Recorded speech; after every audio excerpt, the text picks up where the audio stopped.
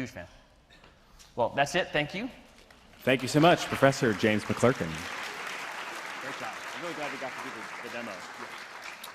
Okay, so very briefly, before we go to lunch, someone asked a moment ago, where can I donate online? I have the answer. It is www.singinst.org/donate. So that's singinst, like Singularity Institute, but short, .org/donate. One more time, www.singinst.org/donate. We are coming back from lunch at 2:30, and Stephen Wolfram will be up first. Your lunch is out into the main hall and just on the right, same place that breakfast was served. So you'll go through a buffet line, and you'll be back here at 2:30, and we'll see you then.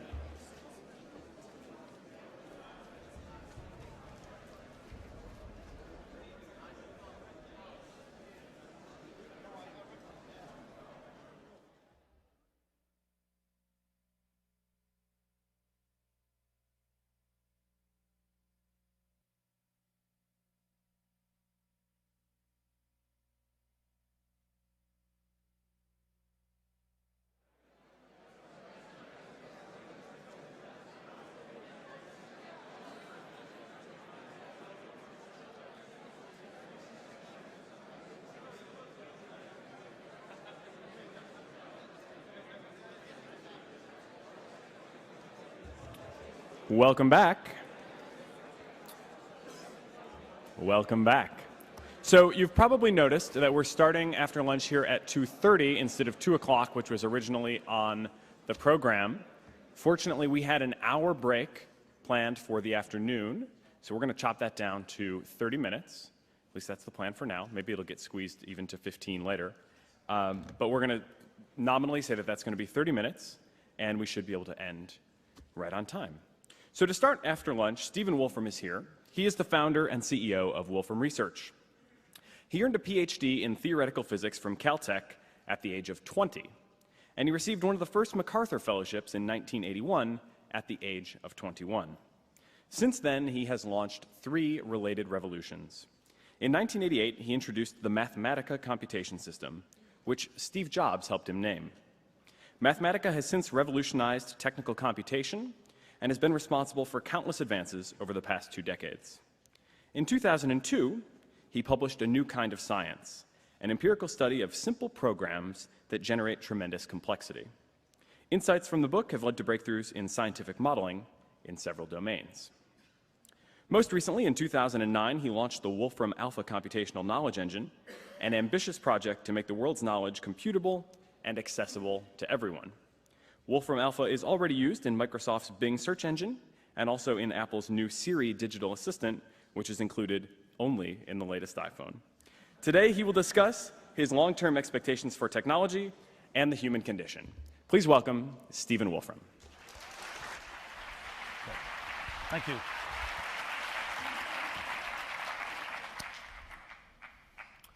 Okay, well, what I wanted to do here was, at least as far as I'm concerned, have some fun and talk about the future, which is something that's kind of recreational for me, because what I normally do is to work sort of in the trenches, just trying to actually build the future kind of one brick at a time, or at least one big project at a time. So I've been doing that now for a bit more than 30 years, and I guess I've built a fairly tall tower from which it's possible to do and see, I think, some pretty interesting things. Actually, things are moving quite fast right now. Example from yesterday, here's an iPhone 4S. If you press the button to call up Siri, you can talk to it and you can ask it all kinds of questions, and quite often it'll compute answers, kind of Star Trek computer style, using our Wolfram Alpha knowledge engine. Well, there's a lot to say about Wolfram Alpha, about how it relates to artificial intelligence, about the whole idea of computational knowledge, what it means for the future, and so on. But let me start off at sort of a more conceptual level. I wanted to sort of talk about worldviews. Let's stop doing that. Okay. So, you know, a lot of the way we tend to think about the world, and particularly about science and technology, is sort of very Newtonian, very Galilean. I mean, it's a great tradition that's done amazing things over the past 300 years, all sort of rooted in physics, with sort of math as a kind of aspiration for how to describe things.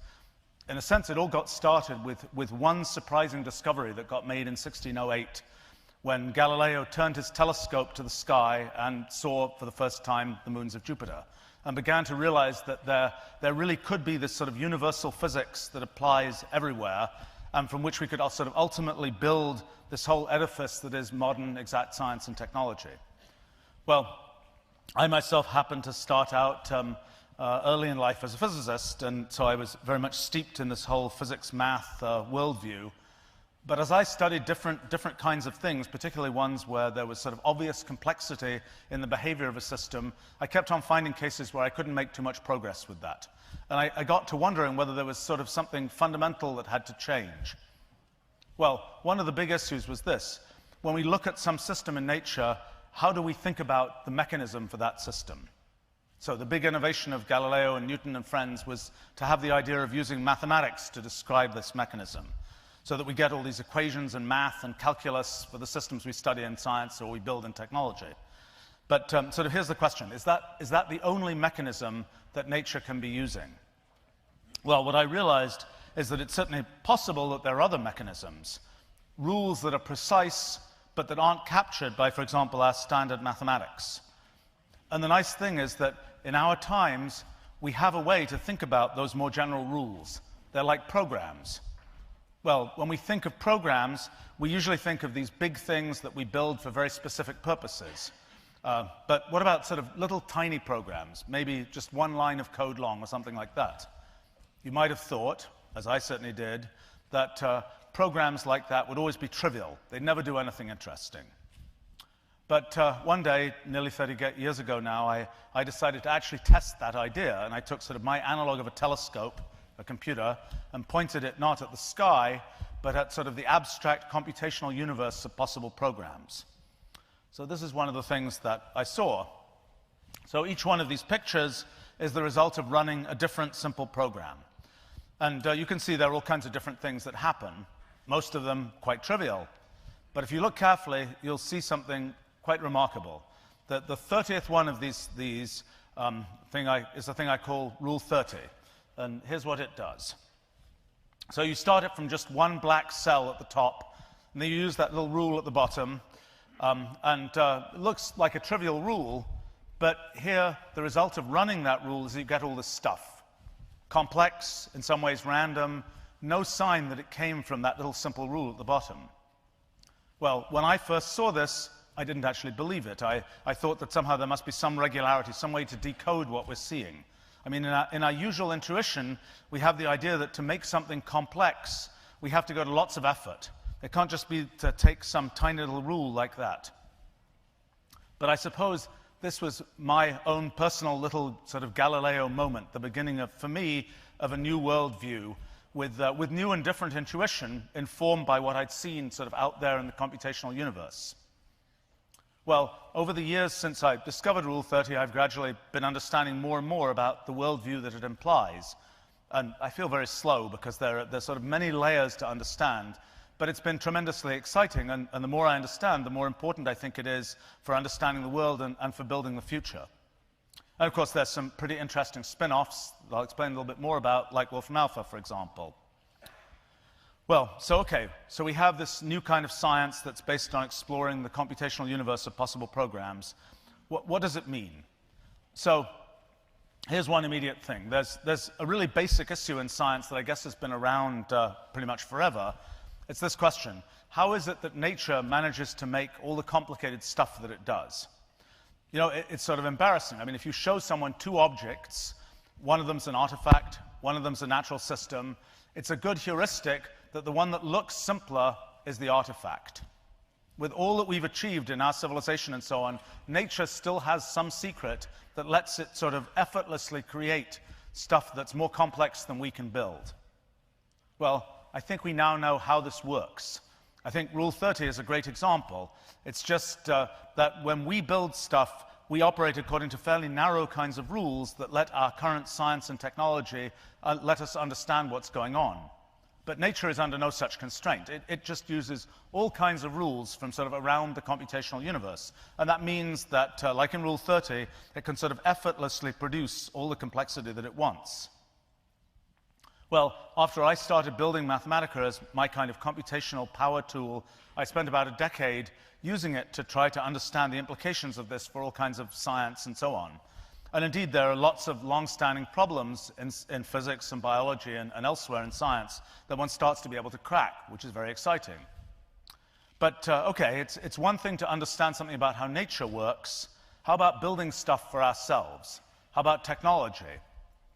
Well, there's something very interesting here.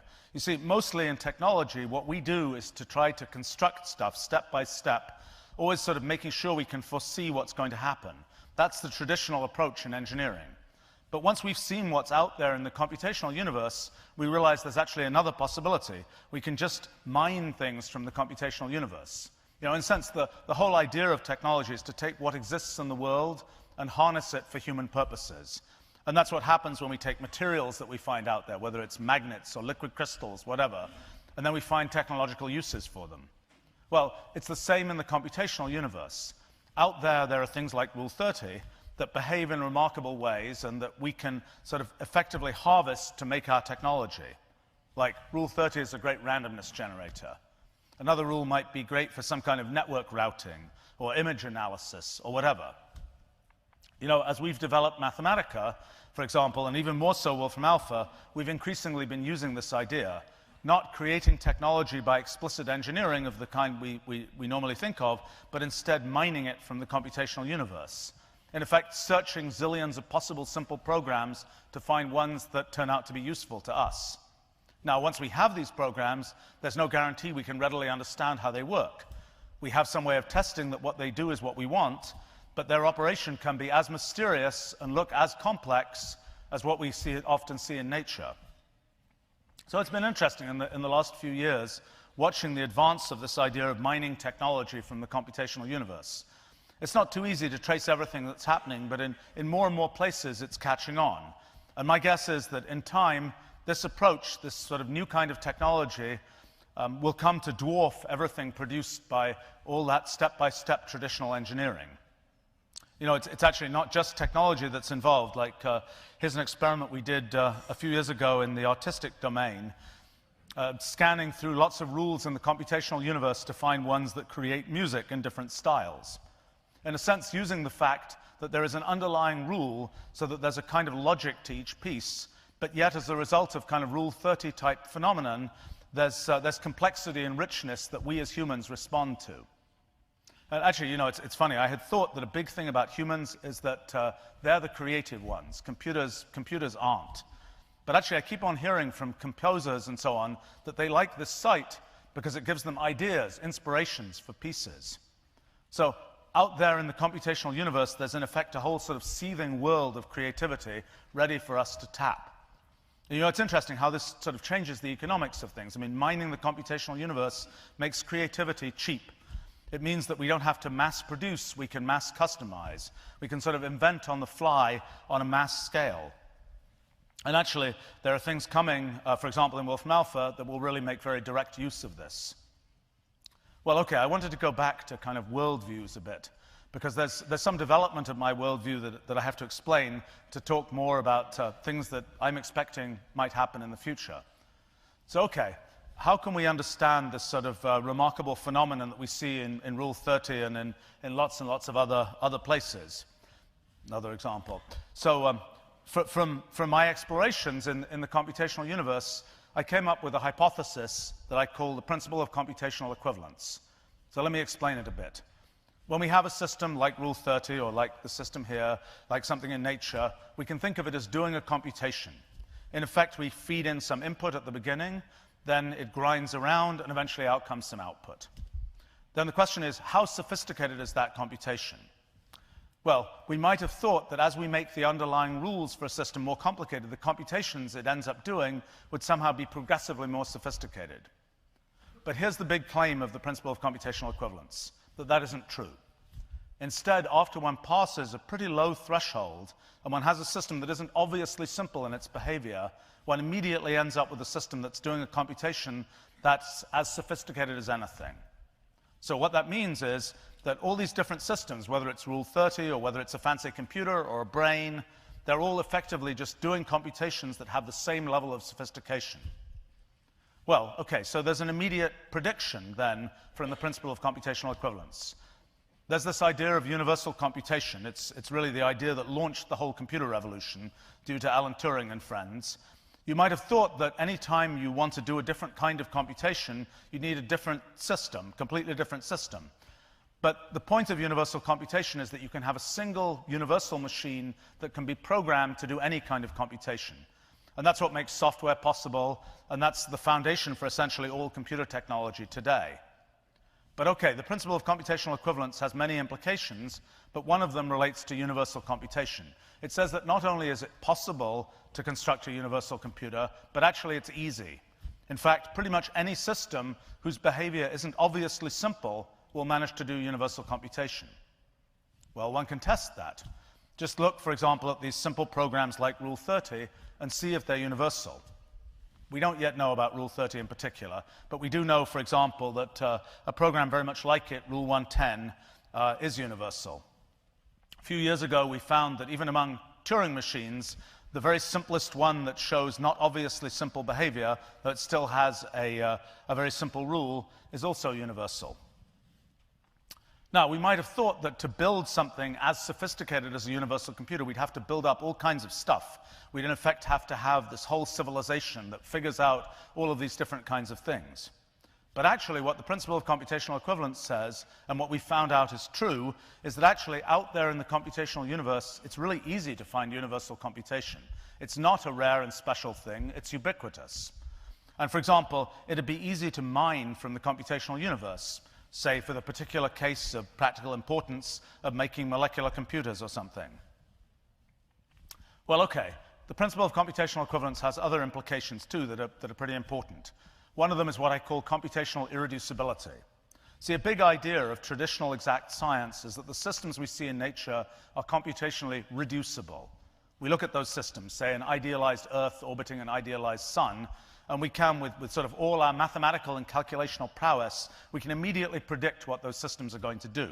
We don't have to trace every orbit, say. We can just plug a number into a formula and immediately get a result, using the fact that the system itself is computationally reducible. Well, it turns out that in the computational universe, one finds that lots of systems aren't computationally reducible. Instead, they're irreducible. There's no way to work out what they will do in any reduced way. There's no choice but just to trace each step and see what happens. It's actually pretty easy to see why this has to happen, given the principle of computational equivalence. We've always had kind of an idealization in science that systems we study are somehow computationally much simpler than us as observers that study them. But now the principle of computational equivalence says that that isn't true, because it says that a little system like Rule 30 can be just as computationally sophisticated as us with our brains and computers and so on. And that's why it's computationally irreducible, and by the way, also why its behavior seems to us so complex. Well, computational irreducibility has all sorts of implications for the limits of science and knowledge. At a practical level, it makes it clear how important simulation is and how important it is to have sort of the simplest possible models for things. And at, for example, a philosophical level, I think it finally gives us an explanation for how there can be both free will and determinism. Things are determined, but to figure them out requires an irreducibly large computation. But okay, so the principle of computational equivalence has another implication that relates to intelligence.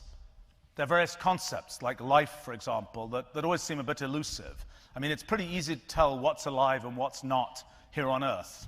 But all life shares a common history here and has all sorts of detailed features in common, like cell membranes and RNA and so on. But what's the abstract definition of life? Well, there are various candidates, but realistically, they all fail. And either we have to fall back on the shared history definition, or we have to just say, in effect, that what we need is a certain degree of computational sophistication. Same thing with intelligence. We sort of know historically what human-like intelligence is about, and we don't have a clear abstract, but we don't have a clear abstract definition sort of independent of that history, and I think ultimately there just isn't one. In fact, it's sort of a consequence of the principle of computational equivalence that we can't make one, and that all sorts of systems are ultimately equivalent in this way. I mean, you know, there are expressions like, the weather has a mind of its own. And one might have thought that that was just some very primitive, animistic point of view of the world. But what the principle of computational equivalence suggests is that, in fact, there is a fundamental equivalence between what's going on in, for example, the fluid turbulence in the atmosphere and things like the pattern of neuron firings in our brains.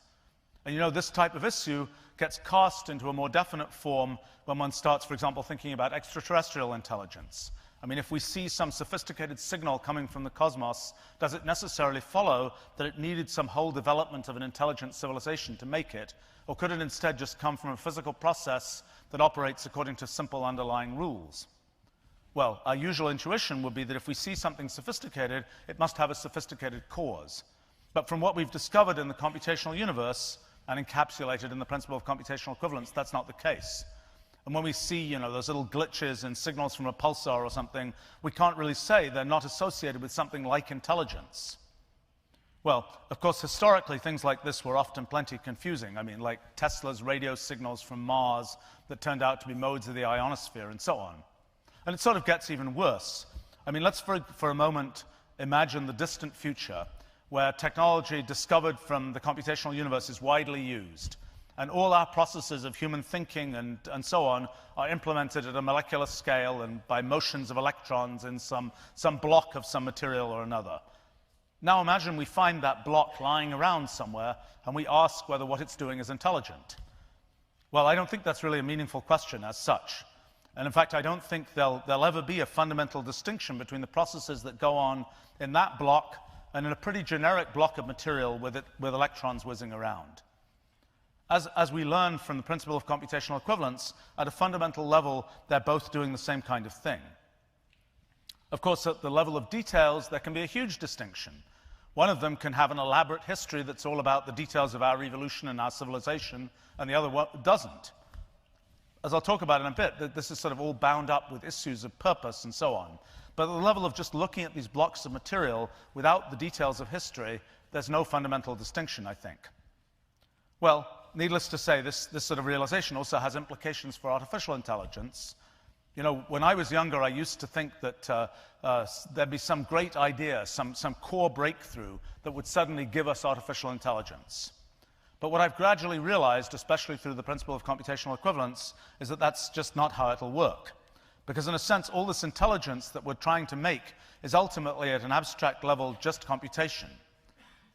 That might sound very abstract and philosophical, but at least for me, it's had a big practical consequence.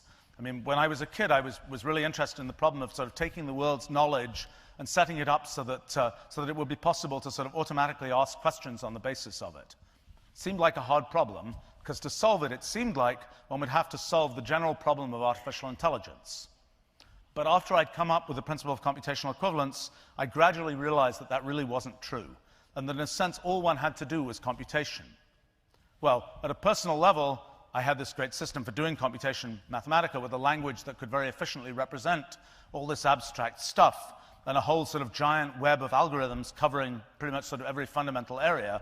And so I thought, okay, maybe it isn't so impossible or crazy to actually try to build a system that will make the world's knowledge computable. That was how I came to start off building Wolfram Alpha. I have to say that I'm still often surprised that Wolfram Alpha is actually possible as a practical matter at this point in history. I mean, it's an incredibly complicated technological object, but I'm happy to say that the big discovery of the last couple of years is that it actually is possible to make this work. And it's steadily expanding sort of domain by domain, in effect sort of automating the process of delivering kind of expert-level knowledge on all kinds of things. And making it so that if there's something that could be figured out by an expert from the knowledge that our civilization has accumulated, then Wolfram Alpha can automatically figure it out. So from the point of view of sort of democratizing knowledge, it's pretty exciting, and it's clear that it's already leading to some pretty interesting things. Inside, though, it's definitely a strange kind of object. I mean, it starts off from sort of all sorts of sources of data that at first are just raw data, but the real work is in making that data computable, making it so that one isn't just looking things up, but instead one's able to figure things out from the data. In that process, a big piece is that one has to implement all the various methods and models and algorithms that have been developed across science and all the other areas. And one has to capture the expertise of actual human experts. They're always needed. So then the result is that one can compute all kinds of things. Then the challenge is to be able to say what to compute. And the only realistic way to do that to be able to understand actual human language, or actually the strange utterances that people enter in various ways to Wolfram Alpha. And somewhat to my surprise, using a bunch of thinking from new kind of science, it's turned out that it's actually possible to do a pretty good job of this. In effect, turning human utterances that in the textual domain often seem like they're rather close to raw human thoughts into a systematic symbolic internal representation from which one can compute answers and generate all those elaborate reports and so on that you see in Wolfram Alpha. Well, it's kind of interesting what happens in the actuality of Wolfram Alpha. People are always asking it new things, asking it to compute answers to their specific situation. The web has lots of stuff in it, but searching it is sort of quite a different proposition, because all you're ever doing is looking at things people happen to have written down. What Wolfram Alpha is doing is actually figuring out new specific things. In some ways, it's achieving all sorts of things people have said in the past are characteristic of an artificial intelligence. But it's interesting the extent to which it's not like a human intelligence. I mean, think, for example, about how it solves some physics problem. It could do it like a human, kind of reasoning through to an answer, kind of in the sort of medieval natural philosophy kind of style. But instead, what it does is to make use of the last 300 or so years of science. From an AI kind of point of view, it kind of just cheats. It just sets up the equations, blasts through to the answer. It's really not trying to emulate some kind of human-like intelligence. Rather, it's trying to be the structure that all the human-like intelligence can build to do what it does as efficiently as possible. It's sort of not trying to be a bird, it's trying to be an airplane. Well, so now I've explained a little bit about my worldview and a bit about how it's led me to some very practical things like Wolfram Alpha. Let me talk now a little bit about what I think it tells us about the future. I'll talk both about the fairly near-term future and about the much more distant future. I don't talk very much about the future usually. I find it a bit weird because I like to just deliver stuff, not talk about what could be delivered. But I certainly think a lot about the future myself, and I've ended up with a whole inventory of sort of major projects that I think can be done in the future. But the challenge for me is sort of to wait for the right year or the right decade to actually do them. I always try to remember what I predicted about the future in the past and then check later whether I got it right. Sometimes it's kind of depressing. I mean, I was recently reminded in 1987, I worked with some team of students we won a competition about predicting the personal computer of the year 2000. And at the time, it seemed pretty obvious how some things were going to play out. And looking recently at what we said, it's depressing how accurate it was. I mean, touchscreen tablet with various characteristics and uses and so on. I guess there are some things that sort of that are progressing, pretty much progressing in sort of straight lines like that, where nothing is terribly surprising. I must say, personally, I always much prefer to build what I think of as kind of alien artifacts, stuff that people didn't even imagine was possible until it arrives. But anyway, what can we see in kind of straight lines from where we are? Well, first, data and computation are obviously going to become more and more ubiquitous. We'll have sensors and things that give us data on everything. We'll be able to compute more and more from it. It used to be the case that one had to just sort of live one's life from one's wits and what one happened to know about and be able to work out. But then long ago, there were books that started to spread knowledge in a systematic way, and more recently, there started to be algorithms and the web and computational knowledge and all those kinds of things. Actually, we made this poster recently about sort of the advance of systematic knowledge in the world and the ability to compute from it, sort of from the Babylonians to now. And it realized it's been a pretty important driving force in the progress of civilization, sort of gradually getting more systematic and more automated. Well, okay, so at least in my little corner of the world, we have Wolfram Alpha, which takes lots of systematic knowledge and lets one be able to compute answers from it. And as that gets done more and more of what happens in the world will become understandable and predictable. One will routinely know what's going to happen, at least up to the limits of what computational irreducibility allows. Right now, one usually still has to ask for it, explicitly say what one wants to know about. Increasingly, though, the knowledge we need will just be delivered preemptively when and where we need it, with all kinds of interesting new interface technologies that kind of link more and more directly into our senses. There's sort of a big question of knowing what knowledge to deliver, though. And for that, our systems have to know more and more about us, which isn't going to be hard. I mean, informational pack rats like me have been collecting data on themselves for ages. I've got dozens of streams of data, including things like every keystroke I've typed for the past 20 years and stuff like that. But all of this will eventually become completely ubiquitous. We'll all routinely be doing all sorts of personal analytics, and judging from my own experience, we'll quickly learn some interesting things about ourselves from it. But more than that, it'll allow our systems to successfully deliver knowledge to us preemptively. All kinds of detailed issues. Will it be that our systems can systematically sense things because the environment is explicitly tagged, or will the systems have to deduce things indirectly with vision and so on? But the end result is that quite soon we'll have an increasing sort of symbiosis with our computational systems. In fact, in Wolfram Alpha, for example, in just a few short weeks, it'll be able to start taking images and data as well as language-based queries as input, sort of beginning that ramp. And increasingly, our computational systems will be able to predict things, sort of optimize things, communicate things, much more effectively than us humans ever can. But sort of here's a critical point. We can have all this amazing computation, effectively all this amazing intelligence, but the question is, what is it supposed to do? What is its purpose? You know, you look at all these systems in the computational universe, and you see them doing all this amazing stuff they're doing. But what is their purpose? Well, sometimes we can look at a system and say, what that system does is more economically explained by saying it achieves a certain purpose than just that it operates according to a certain mechanism. But ultimately, our description of purposes is a very human thing, and very tied into the thread of history that runs through our civilization. I mean, when the thread of history is broken, it's very hard, even with something like Stonehenge, to know what its purpose was actually supposed to be.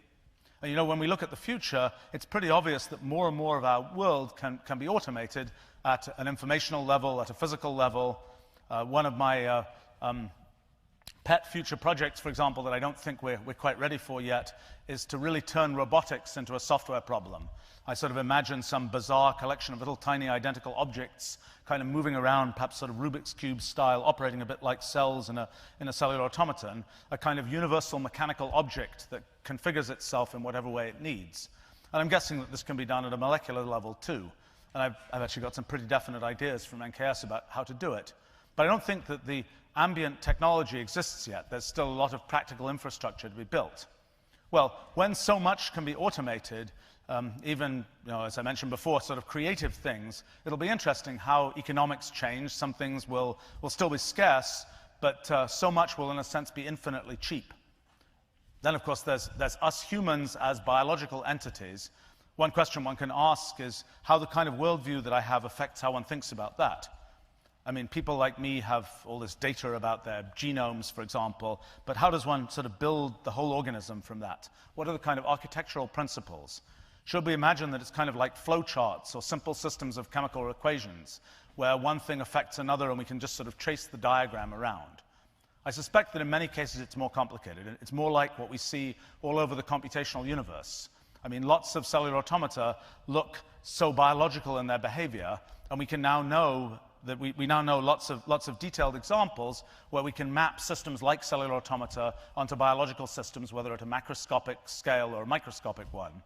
And what we realize is that many aspects of biological systems are operating like simple programs, often with very complex behavior. And that means all those phenomena like computational irreducibility come in. You know, will some tumor-like process in a biological system grow forever or not? That might be like the halting problem for a Turing machine. It might be formally undecidable, and to know what will happen for any finite time, we just have to simulate each step. You know, if one starts thinking about, can start thinking about all sorts of basic questions in medicine. Here's an analogy. Think of a human being as being a bit like a big computer system. System runs just fine for a while, but gradually it builds up more and more cruft. Buffers get full, whatever. And no doubt the system has bugs too, and sometimes those get in the way. Well, eventually the system gets so messed up that it just crashes, it dies. And that's rather like what seems to happen with us humans. And of course, with a computer system, one can just reboot and start again from the same underlying code, very much like the next generation for humans can start again from more or less the same genome. You know, for humans, we have all this medical diagnosis stuff, all these diagnosis codes for particular diseases and so on. We can imagine doing that for computer systems too. You know, diseases of the display subsystem, you know, diseases of memory management, trauma to the I/O system, so on. I think it'd be instructive to really work this through, actually. What I know one will find is that the idea of very specific diseases is not really right. There are all these different shades, things that can't really even just be described by parameters. They have to be really described by algorithms. Well, when we run all the servers for Wolfram Alpha, for example, we have, by the standards of the computer industry, very beautiful Mathematica-powered dashboards showing us kind of the overall health of the different pieces of the system, and it all worked beautifully yesterday as the Siri system turned on and so on. But these things are very coarse. And I think it'll be interesting to see how much more detail we can represent well. I mean, there's a lot of computational irreducibility lurking around. The very phenomenon of bugs is a consequence of computational irreducibility. But the question is, how should one best make a sort of detailed dashboard that allows one to trace the path of problems in a big computer system? It's sort of a model for how we should do this for us humans, sampling all sorts of things with sensors or genomic assays or whatever. Sampling what's happening, then computing to see what consequences things will have. In the case of big computer systems, we tend to just use redundancy and parallelism and not to worry too much about individual pieces dying. So we don't yet know much about what we do to go in and do sort of interventions. With humans, we do care about each one, and we want to be able to do that. It's going to be a tough battle with computational irreducibility. No doubt we'll have algorithmic drugs and so on, where molecules can effectively compute what to do inside our bodies. But figuring out the consequences of particular actions will be difficult. That's sort of the lesson of computational irreducibility. But still, I'm quite sure that in time, for all practical purposes, we'll be able to fix our biology and keep things running forever. Actually, I have to say that an intermediate step will surely be various forms of biostasis. I'm always amused at what happens in things in science. Like I remember cloning, where I asked a zillion times why mammalian cloning couldn't be done. And there were always these very detailed arguments. Well, as we know, eventually this kind of weird procedure got invented that made it possible. And I guess, I very strongly suspect that the same kind of thing will happen with cryonics. I'm sure there's nothing fundamentally impossible about it. And right now, it's kind of a weird, non-respectable thing to study, but one day some wacky procedure will be invented that just does it. And it'll immediately change all sorts of attitudes about psychology, about death, and so on. But it's only just one step. I mean, in the end, one way or another, effective human immortality will undoubtedly be achieved, and it'll be the single largest discontinuity in human history. And I wonder what's on the other side, though. I mean, so much of society and human motivation and so on is sort of tied up with mortality. When we have immortality and all sorts of technology, we'll at some level be able to do almost anything.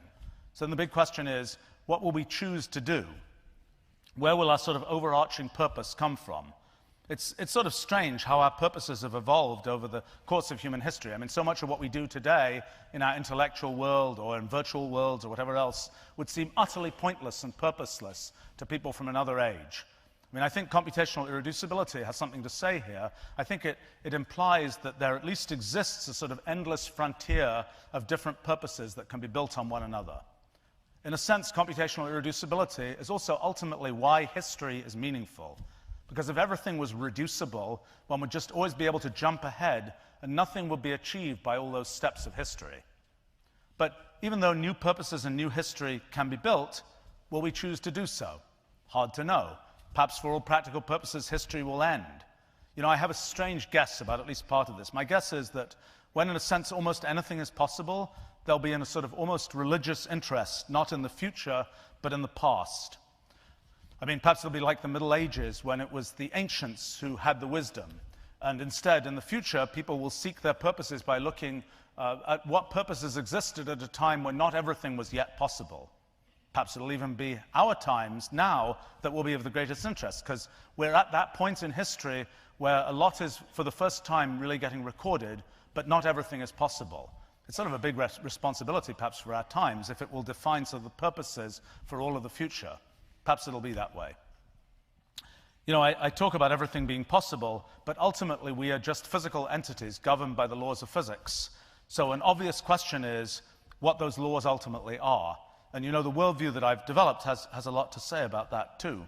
I mean, ultimately, the real question is, if our universe is governed by definite rules, it must in effect be one of those programs that's out there in the computational universe that is that rule. Now, it could be a huge program. It could be that the universe is run by a giant operating system. Or it could be a tiny program, just a few lines of code. In the past, it would have seemed inconceivable that all the richness of our universe could be generated just by a few simple lines of code. But once we've seen what's possible and what's out there in the computational universe, it's a whole different story. Let me not get into this in too much detail now, but it's a big topic. But suffice it to say that if the universe can really be represented by a few simple lines of code, then it's inevitable that that code must operate at a very low level. Below, for example, our current notions of space or time or quantum mechanics or whatever. Well, I don't think we know a priori whether our universe is actually a simple program. Of course, we know it's not as complicated as it could be, because after all, there is order in the universe. But we don't know how simple it might be. And I suppose it seems very kind of non-Copernican to imagine that our universe happens to be one of the special simple ones. But still, if it is simple, we should be able to find it just by searching the computational universe of possible universes.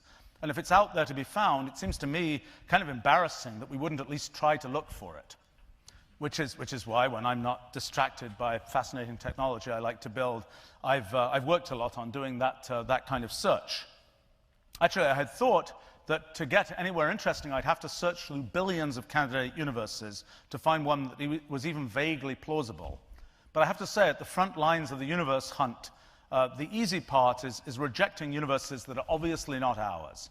Universes that have no notion of time, or an infinite number of dimensions of space, or no notion of causality, or whatever else.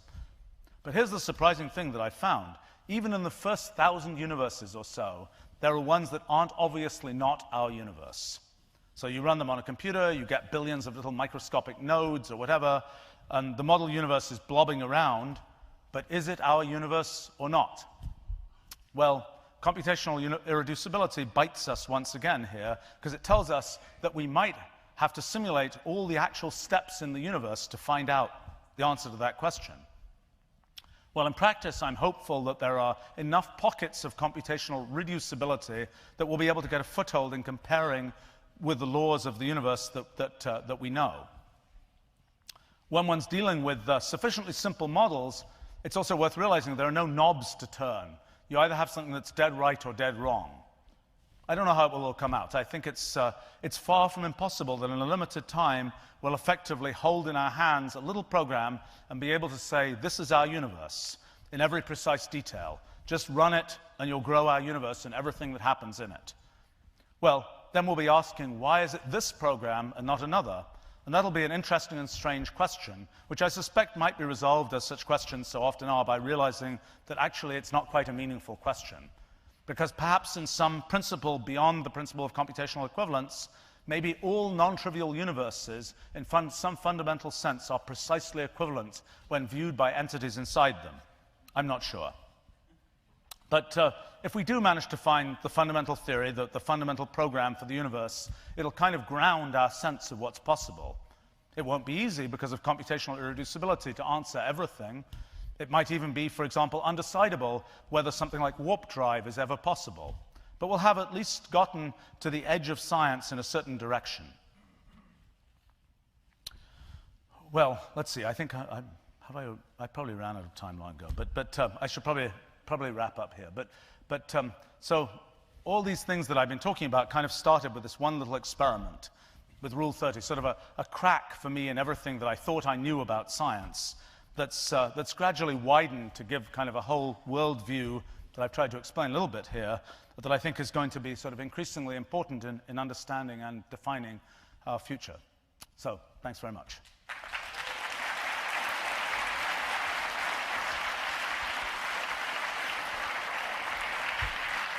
I hope we have time for some questions. We've got about 5 minutes for questions. Great.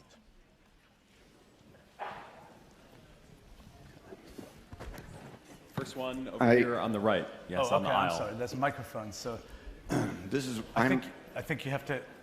Nobody will hear you without the microphone. Please go ahead. My name's Rick Schwall, and I'm with Saving Humanity from Homo sapiens. I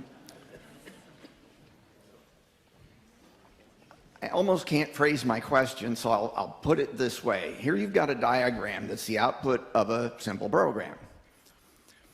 Now I say, one of those white spots, I want to put 3 little spots inside it. Now, find the program that does that. Is it likely to be a simple program?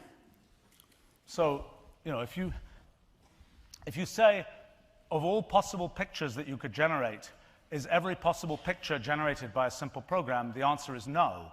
There's a certain set of pictures that can be generated by simple programs. That's kind of just an easy question of counting, that the number of simple programs is small compared to the number of complete pictures. That's why it's sort of contentful to say that some particular process is governed by a simple program and another is not.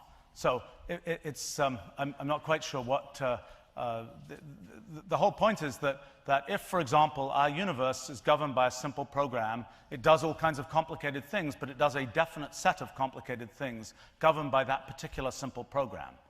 It would take another, it's not that it does all possible kinds of things, it does a particular set of things governed by a particular program.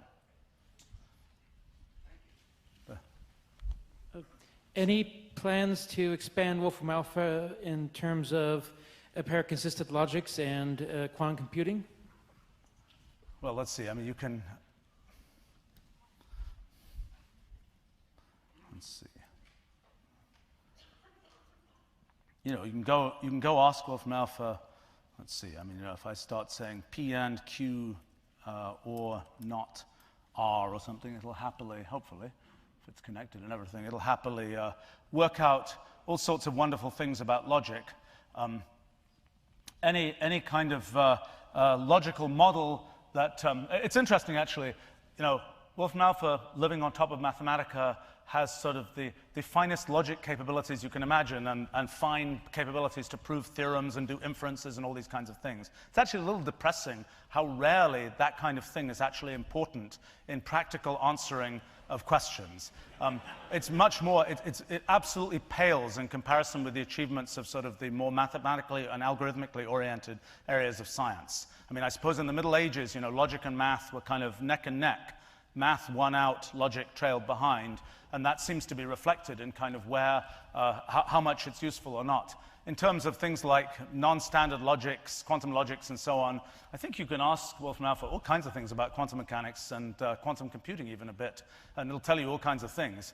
It just runs on plain old classical computers, though. My own guess, I happen to have been involved with quantum computing since it didn't exist back in probably 1980 or so. And I have to say, I've always been a bit of a skeptic. I've always thought that these problems of measurement that exist in sort of quantum mechanics are that kind of you can't really address without getting into quantum field theory and so on, and where sort of these concepts of quantum computing don't really quite make it over to quantum field theory because that's a much more complicated formalism and so on. I've always kind of been a bit skeptical about whether quantum computing is all that it's cracked up to be. In fact, my most cynical guess has been that victory will inevitably be declared in quantum computing, because what will actually happen is that people will think of photons and optics and interference and so on as being something a bit quantum-like, and that is a very useful direction for computing. But that's sort of just a cynical view. We have another... Yeah, unfortunately, we are out of time for questions. Okay, one, let's just do one here. Yeah. Since he's been waiting... Thank you. I think I raised my hand first.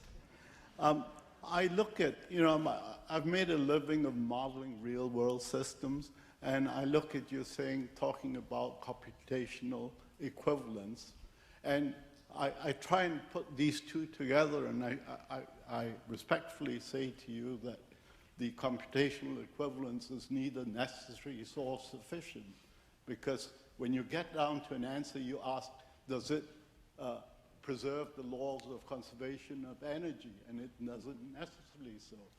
It doesn't so unless you've proved it, and I don't believe you've proved it. Well, no, wait a minute. Things like conservation of energy, that's a very specific kind of mathematical issue about models. 90% of our physical world. Sure. But I mean, any one of these kinds of things that you pluck from the computational universe, for example, you can ask, are they reversible? Do they satisfy conservation laws? Most of them aren't reversible. Most of them don't satisfy conservation laws. Some fraction do. It does. What's that? At the increment of it happening physically, it does. Otherwise, right, you can't get the for some kinds of behavior. systems, if you want to study, so what's actually happened in practice is that people use sort of things that you can find in the computational universe as raw material for making models of things. And in the course of science, one of the slowest processes is the invention of new models. If you look at the literature of science, there's some set of named models, and they're actually a fairly small set. And most of science consists in working on these same models over and over again. Sure, very easy. Right. One of the things that's nice about what's happened with sort of exploring the computational universe is there's this kind of inexhaustible supply of sort of innovative new models. And you can ask which kinds of models turn out to be relevant. Is it important? Is the most important aspect that they have some conservation law, that they have reversibility, something like that? In some areas it is. In many areas it's not. In social science, it doesn't make any difference. The notion of reversibility or conservation, irrelevant for social science. When you're studying engineering systems, it may be that conservation of energy is important. It may be that it's a dissipative system and it's not important. These are things that, the main thing one learns from sort of studying the computational universe, two things, and then I'm going to, one thing is that there's this sort of infinite supply of, in a sense, innovatively different models for things, which is very useful. The other thing is this phenomenon of computational irreducibility, which has tended to be overlooked because the things that, for example, physics chooses to study are precisely those questions for which computational irreducibility is not very obvious. They're precisely those questions for which we can get the nice solutions, the nice equations, and so on. When there is computational irreducibility, the methods that one's sort of most used to in physics don't work very well. One's reduced to just having to simulate things explicitly. So then the big kind of lesson is, if you're going to have to simulate explicitly, find the very simplest possible model that captures the essence of whatever system you're studying, because that will be the model that you can simulate the furthest and make the most conclusions from. And we should stop here. Thanks. Thank you very much. Thanks, John. Thanks, John.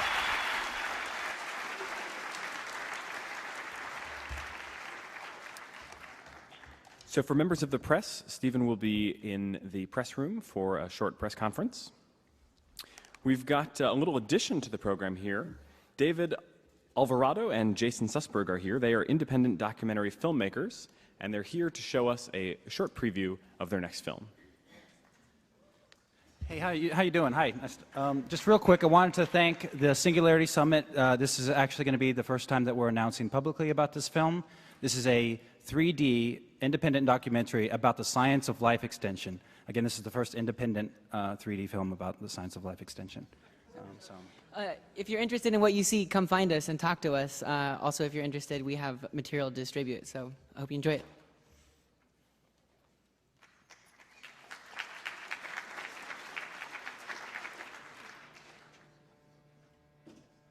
I'm enthusiastic about science fiction, always have been, because it's about the future, the only thing we have left. And when you're growing up in southern Alabama, the future can look very big. That was the era when everything was optimistic. I'm still optimistic.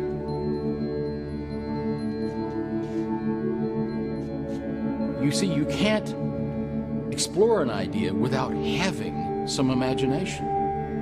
And you can't have a future that you do not first imagine. People are notoriously lousy at anticipating the future. 300 years ago, no one would think men would ever fly through the air. But it's hard to see the future if you're transfixed by the present. In human history, 3 really big things have happened so far. Introduction of humans, introduction of farming, introduction of industry. 21. Look down, Jeff. What are you afraid?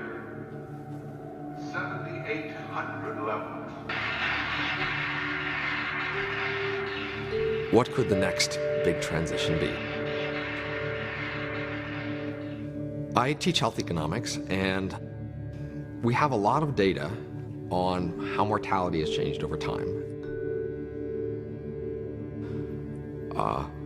My hope for the future is to not die.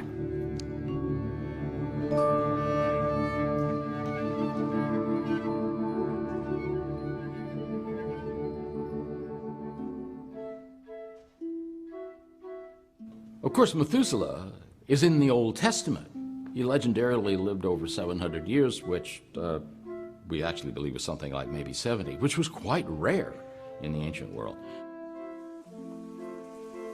The first big improvements were simple hygiene.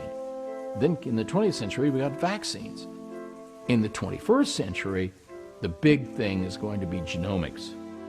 We think that mortality is completely solvable. That implies immortality. A bit over 4 years ago, I co-founded Genesian Corporation. Methuselah flies, our long-lived flies, as we call them, live 4 times longer than the ordinary fly. We realized that if you could read the genomics of these flies, compare them to the control flies, you would extract genes responsible for their ability to live 4 times longer than the control fly. And we did that. It's as though human beings were living to 350 or 400 years old. Maybe eventually lifespan will increase fast enough that some people will just ride the wave and never die, but we're not in that era now. I don't want to die. I am a Cryonics customer, which means that when something medical severe happens to me, they're supposed to look at this tag and contact my Cryonics provider, and in the worst case, they will freeze me.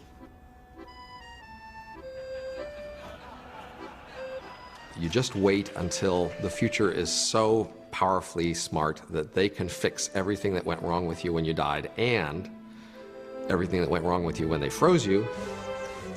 If cryonics works, think about it, that means that billions of people died needlessly.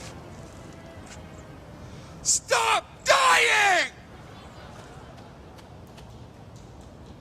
None of my family, including my wife and children, are scheduled to be frozen. That means if that continues, I won't have any of them with me in this new world. That's sad. I'd rather they were there. But given how unpopular this is, that's my only choice. The death of my wife was the biggest emotional trauma I've ever gone through. It's not an accident that I founded Genesian 4 years later, because I became more and more interested in the problem of longevity. I should do something about this. Genomics is improving. I'm a scientist. I can understand the arguments. People like me have an obligation. Watching someone you love slowly deteriorate and die really impresses you with how important this issue is. It is the crucial human issue. We're the only animal that knows it will die.